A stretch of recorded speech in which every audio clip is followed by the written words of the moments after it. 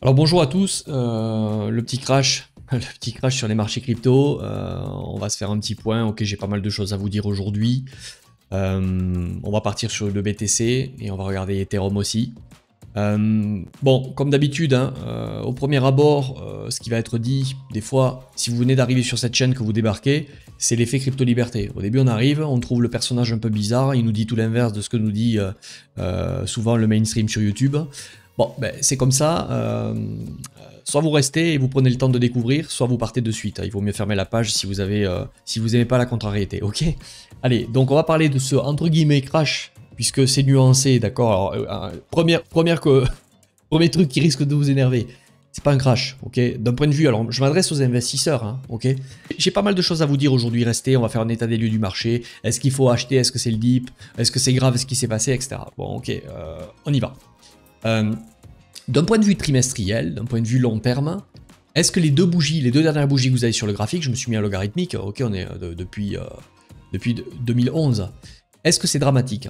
Non, pas du tout. Nous sommes dans une tendance haussière long terme, et comme j'ai l'habitude de dire, et c'est des choses qui fâchent, hein, ça sera pas bon pour le taux de rétention de la vidéo, mais si ce crash, parce que d'entrée je vais vous faire fuir, Ryan, hein, si ce crash vous fait mal, à un certain moment il faut avoir de l'humidité, et se dire mon money management ou ma gestion de risque n'est pas bon en amont. Pourquoi? Parce que c'est une micro-correction de tendance haussière. À un certain moment, on est habitué à des volatilités comme ça. Bon, ça, ce sont des bear market weekly. Hein.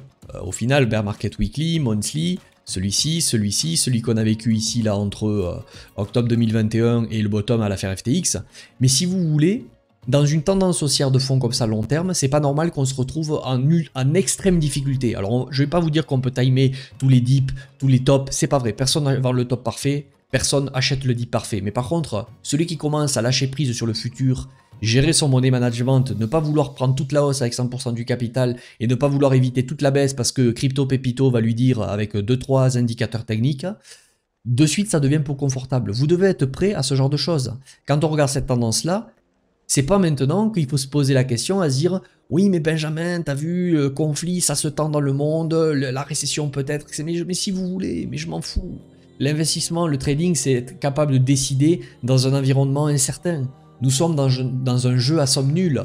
En face d'un acheteur, il y a un vendeur. Si tout le monde va dans le même sens, il peut y avoir certains gros qui ont intérêt à venir choper la contrepartie à un certain moment. Donc le fonda, le macro va vous donner le long terme, ok? Le momentum va vous être donné par l'analyse technique, c'est tout. L'analyse technique ne sert pas à prévoir, elle sert à constater un risque présent pour voir les moments où ça vaut le coup de tenter. Voilà, et c'est ça qu'on essaie de débusquer sur cette chaîne. Donc encore une fois, je vous remets la vision long terme, on va arrêter, je vois des alarmistes de partout. Ce marché est aussi long terme, donc c'est un dip qu'on doit acheter. Oui, ça peut aller plus bas, mais on doit rechercher d'appuyer sur le bouton vert, ok? Autant quand ça montait ici, ça n'avait pas plu à beaucoup, je recommandais d'appuyer sur le bouton rouge. Parce que, au moins pour délester partiel, pas pour tout sortir, mais pour délester partiel. Je commence maintenant à recommander d'appuyer sur le bouton vert. D'ailleurs, si vous êtes là depuis un moment, vous le savez très bien, j'ai tout annoncé sur la chaîne. Reprenez un peu le passé si vous découvrez aujourd'hui. Mais c'est une aubaine, on doit se retrouver avec du cash de côté dans ces moments-là pour être prêt à les acheter. Par contre, ça doit demander un lâcher prise certain. À un certain moment, on a l'impression que ça va partir sans nous, mais c'est du FOMO au final. Hein. Et si on ne se met pas dans les meilleures dispositions pour pouvoir le faire, on est cuit. Ok? Voilà, c'était la vision long terme. C'est une correction, une correctionnette même, hein, j'ai envie de dire. Une correctionnette, hein, bougie trimestrielle, il n'y a pas de problème, c'est un dip. Vous avez dit, si un monthly, le dernier bottom, il est où de tendance? Potentiellement, il est là à l'acceptation des ETF. Mais il est là, et donc techniquement, je ne suis pas en train de vous dire, je ne suis pas dans la guerre de la guéguerre, non, c'est pas possible, 24 000, oh, n'importe quoi. Déjà, en dessous des 53 000, c'était pas possible ici à l'époque. Bon, on commence à y être. Tout est racheté dans ce cycle, ça change, ça sera pas pareil, oui, c'est ça, ça sera pas pareil. On va bien voir si ça sera pas pareil. Techniquement, moi je m'en fous du bruit, toute cette zone est une zone où le risque récompense, si on y va même déjà, hein, ça commence ici. Hein. Perso, je commence à m'exposer. Toute cette zone est une zone où on ne sait pas si ça va tenir, mais on sait que c'est une zone où si on s'expose pas là, on s'exposera jamais en fait. Pourquoi? Parce que c'est dans cette tendance haussière où ça fait bas, haut, ben on est en recherche d'un point bas ici. Donc le risk reward ici de agir, ça remplacera pas money management, est excellent d'agir, ok? C'est là qu'il faut agir, d'accord? Donc, On continue, donc en monthly, est-ce que c'est très grave? Non, pour l'instant, il n'y a rien de fantastique. On a même une action de prix, je vous le dis, qui est plutôt pour moi assez haussière, d'accord? Si je prends, allez, on va prendre deux, trois petites trendlines là pour se faire rêver. Où est-ce que c'est? Ici. Voilà, d'un point de vue monthly, on est en train de faire une construction en haut-parleur. Ok, allez, on peut prendre comme ça, en porte-voix, je sais plus quoi on appelle ça, biseau descendant, ce que vous voulez. Pour moi, je vais vous le dire de suite, hein. Je pense que, et n'agissez pas par rapport à ça, encore une fois, je suis pas Madame Irma, je vous le dis, le but c'est de jouer des risques. C'est pas de constater le présent, c'est pas de prévoir, ok? Pour moi, et je le répétais, on a vécu cette phase-là, ok? Bear market, la phase haussière, elle a été pulsée un peu plus haut avec les effets ETF, etc. On est dans ce qu'on appelle le piège baissier. Est-ce qu'il va prendre la même forme qu'ici avec un Black Swan Covid?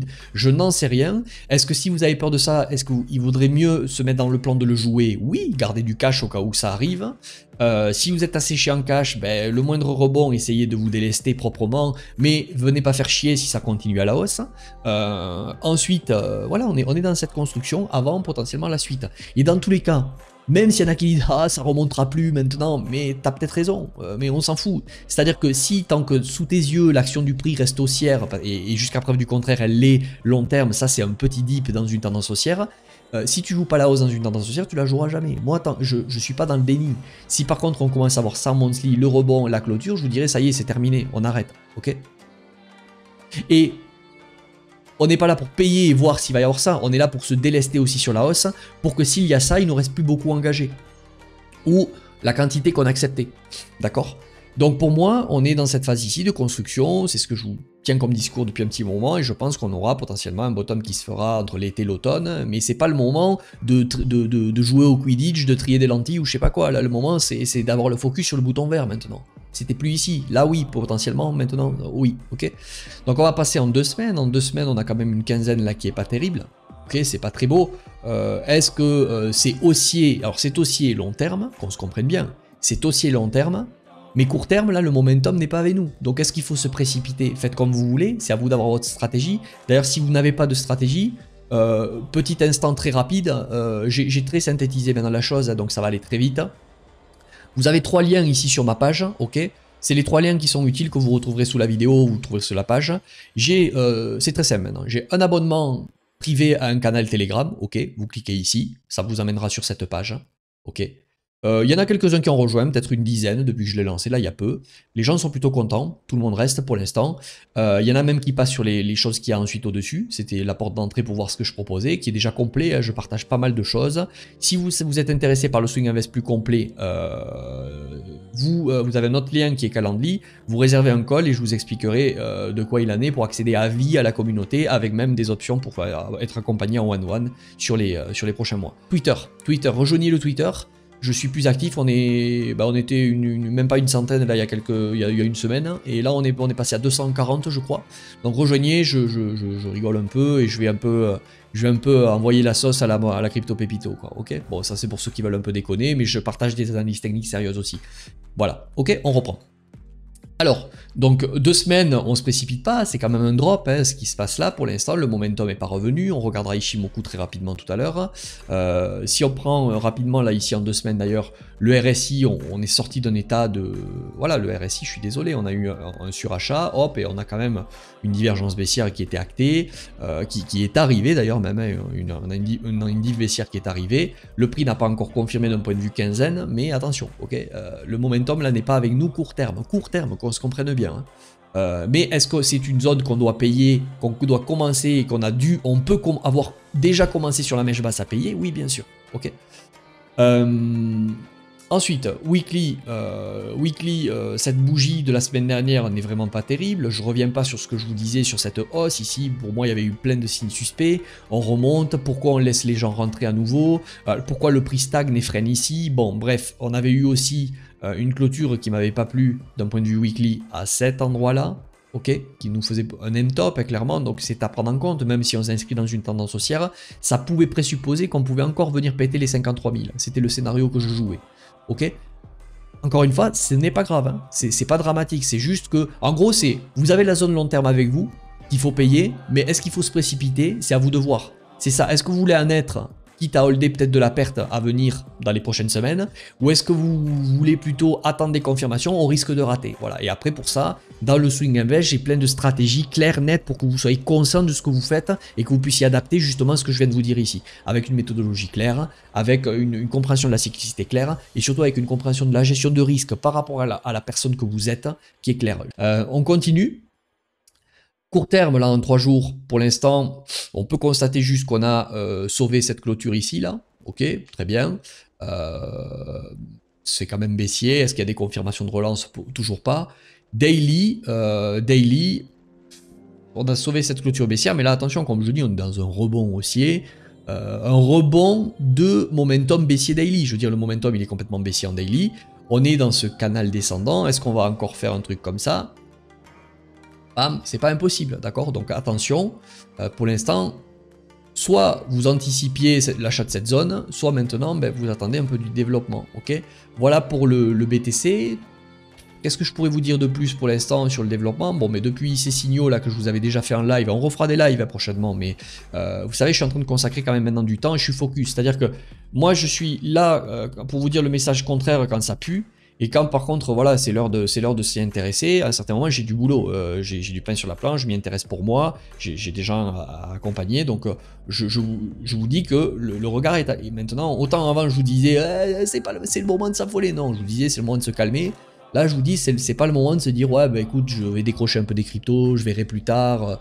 Oui, bah tout l'inverse en fait, quoi, tout l'inverse de ce qu'il faut faire. Donc c'est moi, je vous dis que le focus maintenant est à, je sais pas si c'est le bottom, je vous dis juste que le regard est à buy the dip là maintenant, ok? Voilà. Pour résumer le tout, Bitcoin, le momentum court terme est baissier, toujours baissier. Attention à pas se précipiter non plus. Long terme, c'est pas du tout un drame ce qui se passe. Si ce qui se passe là vous fait mal au portefeuille, je le répète, c'est pas pour donner des leçons, mais c'est qu'il y a eu un problème en amont dans la gestion du risque. Parce que concrètement, si vous le regardiez, je vous disais à l'époque, je sais pas si on va aller là, mais celui qui est pas prêt qu'on y aille dans la structure du marché, c'est pas ici qu'il faudra se poser des questions, à se dire merde, j'aurais dû plus vendre. Et non, parce que là, ça sera une zone d'achat. Ok? C'est vraiment contre-intuitif, mais c'est ça qu'il faut capter. Hein. Avant qu'on passe sur Ethereum, je ne suis pas sponsorisé pour vous faire cette pub, c'est juste que c'est un salon qui va se dérouler à Toulouse, Block Expo, le 5 et 6 octobre, j'y serai probablement, même très certainement. Voilà, renseignez-vous si ça vous intéresse. Voilà, je le partage parce que c'est des gens, qui font partie d'une région que j'affectionne, hein, qui m'est chère. Donc voilà, Block Expo 2024, vous regardez, il y a des intervenants déjà assez sympas. Renseignez-vous si ça peut vous intéresser. N'hésitez pas à y aller, ok? Alors Ethereum, le petit Ethereum, on va faire la même analyse. Est-ce que c'est le moment de paniquer? Pas du tout. Sur Ethereum, je dirais même on a retouché avec des zones pour moi qui sont des zones d'investissement. Regardez, en Ethereum, c'est plus faible par rapport à Bitcoin, on n'a pas fait d'ATH, etc. Mais est-ce que la paire ETH-BTC n'est pas en train de switcher aussi en ce moment? Je vous laisse aller le voir, c'est des choses que l'on étudie, nous, beaucoup en Swing Invest aussi. Trimestriel, ok, on a un dip, après une méga bougie, d'ailleurs on va y revenir sur ça, hein, sur ce que je vous avais dit, haut, bas, enfin bas, haut, très bien, on est potentiellement en train de trouver un nouveau creux ici. Si je passe en monthly, par contre la bougie monthly pour l'instant est un peu plus dégueu que Bitcoin, ok. Bon, on est qu'au début du mois, c'est pas très grave. Hein. Est-ce qu'il fallait payer cette zone? Pourquoi pas, on avait, si on tire un petit Fibonacci, vous voyez, on a touché pour moi un niveau qui commence à être de l'investissement. Je vous disais, moi j'y vais pas sur Ethereum ici. Je me fais pas que des amis quand je dis ça, mais je suis pas là pour me faire des amis, c'est pas grave, ça tombe bien. Ici, il y avait peut-être celui qui avait un ordre en attente, ça pouvait payer. Moi, je l'ai pas fait. Perso, je l'ai pas fait. Bon, je l'aurais pu, mais je l'ai pas fait. Bah, j'ai oublié peut-être même de mettre un ordre, mais c'est pas grave. Il y a d'autres opportunités. Il y en aura certainement peut-être plus tard, plus profond d'ailleurs. Ok. Mais Ethereum, ça commence à être intéressant. C'est un dip de tendance haussière. On continue. 2 semaines. Pourtant, le momentum est toujours faible. Est-ce que on est en train sur Ethereum d'avoir la passation main forte, main faible? Est-ce qu'en termes de cyclicité, on est peut-être comme à l'époque en train de faire ce bottom sur la paire ETH-BTC? C'est fort probable. En tout cas, on ne va pas le faire aujourd'hui la paire ETH-BTC. Mais la paire ETH-BTC est dans des zones où c'est intéressant de commencer potentiellement à raisonner plus Ethereum que Bitcoin. Les zones d'investissement sont pas mal. Et en plus de ça, la force relative commence à tenir. Et surtout dans une zone où c'est intéressant. Ok, la force relative commence à tenir, non, je dirais que le momentum est toujours baissier, Mais par contre, on est dans des zones sur la paire ETH-BTC où c'est intéressant, si le cycle se répète, de commencer peut-être à s'y exposer et de raisonner Ethereum, ok? De visionner Ethereum comme repère, ok? C'est pour ça que je vous en parle un peu plus. Donc en 2 semaines, on attend la clôture. On est coincé dans un range au final ici, hein. Si on clôture sous ce range en 2 semaines, ça veut dire qu'il ne faudra pas se précipiter. Je pense qu'il va y avoir des opportunités pour acheter de l'Ethereum tranquillement, pour ceux qui veulent le faire. Rappelez-vous, sur Ethereum, qu'est-ce que je vous ai dit? Acceptation ETF ici. Voilà, je vous ai même retrouvé un graphique sur les contrats perp là, que je vous avais fait sur un live, où je vous avais tracé des trendlines avec alerte rouge ici, je vous avais mis des spots. Ok, que l'action du prix me paraissait bizarre. J'avais tracé ce qu'on appelle des equal low, EQL ici. Ok, et qu'est-ce que c'était ces equal low? Je vous disais à cette époque, hein, on va passer en weekly, que je ne comprenais pas pourquoi il y avait ce move trop smart, trop évident de acceptation ETF, yes c'est bon, stop loss dessous, sous ces equal low, sous ces niveaux déjà très suspects. Déjà on avait des equal low à cet endroit, ok, une fois, 2 fois. On est venu faire le 3e, c'est pour ça que sur la remontée, je vous ai remis une alerte ici, en disant ça pour moi cette zone elle va péter. Pourquoi? Parce que le marché, je comprends pas comment il peut laisser alors que tout va bien, acceptation ETF, long, levier x 1000, j'en sais rien, je vais devenir multimillionnaire, je mets mon stop loss ici, d'ailleurs les acceptations ETF sont arrivées ici, Ethereum ça risque rien, alors vous pouvez me trouver toutes les raisons fondamentales maintenant, hein. Oui mais c'est parce qu'en fait il y a eu ci, je m'en fous, c'est qu'une question de risque, on peut pas prévoir le futur. Donc le truc c'est que, oui ça pouvait passer, mais est-ce que ça se jouait? Pour moi non, il faut être... Est-ce que ça vous... Quand tout est facile, hein, c'est pour ça que je ne m'attacherai jamais à un indicateur, tout ça. Rien ne remplacera le bon sens paysan, la faculté à réfléchir par soi-même, la faculté à comprendre que tout ce qui est trop facile, certain, ne peut pas exister dans un marché où il y a du risque et du gain potentiel. C'est pas possible, ok? Donc, certitude, on vient de dégommer la certitude. ETF, tout ça, long accepté, yes, Ethereum to the moon, il va rattraper Bitcoin, j'ai vu de tout hein, sur YouTube. Du coup, ben voilà, liquidation, il y a eu un pic de liquidation extrême ici. Mais comment ça se fait? Ben, ça se fait que c'est l'analyse technique, c'est la psychologie de la foule, hein, et la majorité ne peut pas gagner. C'est comme ça. Ok, pour toutes les raisons que j'ai déjà expliquées sur la chaîne. Donc, pour le coup, est-ce que ça me fait de moi quelqu'un de bearish à détester Ethereum? Pas du tout. Au contraire, il m'offre une zone d'accumulation meilleure dans un moment où peut-être la paire ETH-BTC pourrait switcher. Même encore une fois, est-ce qu'il faut se précipiter? Je pense pas. Mais en tout cas, voilà, en weekly, on a clôturé pour le coup sous le range, on a cassé baissier, donc pour moi là ça y est, on est repassé sur une tendance baissière en weekly. Vous avez quand même une épaule tête épaule, c'est pas une épaule tête épaule, mais vous avez compris le truc, la théorie de dos est inversée, hein. Pic ici, ici, ici, ici, ici, et tac, on clôture, ça y est, c'est terminé. Par contre, est-ce que c'est... Ouais, putain, mais ça veut dire que c'est fin? Mais non, regardez, vous avez une grosse accumulation ici, à laquelle on répond, si on passait par exemple, à laquelle on répond un petit truc comme ça, donc c'est une correction, si vous voulez, dans une tendance haussière. Je vais pas faire du vieux Elliott de bas étage parce que c'est pas ma spécialité, mais vague 1, on corrige 2, A, B, C, et peut-être qu'on lance la 3 derrière, ok? C'est ça que je suis en train de vous dire. En termes de proportionnalité, bon, c'est rien ça ici. Si on passe en monthly, vous voyez très bien que là, de suite, c'est triple top auquel on répond un double top. Et si on passe en trimestriel, c'est un double top auquel on répond un V top. Donc c'est pas grave, ok? Encore une fois, celui qui est mal ici, je t'invite à pas te dire ouais, ou à casser l'ego et à pas te dire ouais, mais d'ailleurs c'est la faute à pas de chance, dans tous les cas je pouvais pas mieux faire. Si, tu pouvais mieux faire, okay, tu pouvais mieux faire, bien sûr, si par contre tu lâchais prise sur le fait que le faux monde n'existe plus et que peut-être que ça partira sans toi. Et comme je le dis souvent, il faut se connaître, savoir si on est investisseur et savoir que si on est investisseur, même si c'est bullish ici, c'est pas une zone pour moi. La localisation est hyper importante par rapport au profil de ce que vous êtes sur le marché. Ok. C'est hyper important. En gros, c'est contre-intuitif. Ça peut être bull, mais si la zone correspond plus à un trader de continuation de tendance, toi investisseur, tu dois constater que c'est haussier, mais par contre tu peux pas y aller. C'est soit tu y vas dans ta zone, soit tu attends ta zone, mais tu lâches prise sur le fait que ça partira peut-être 103.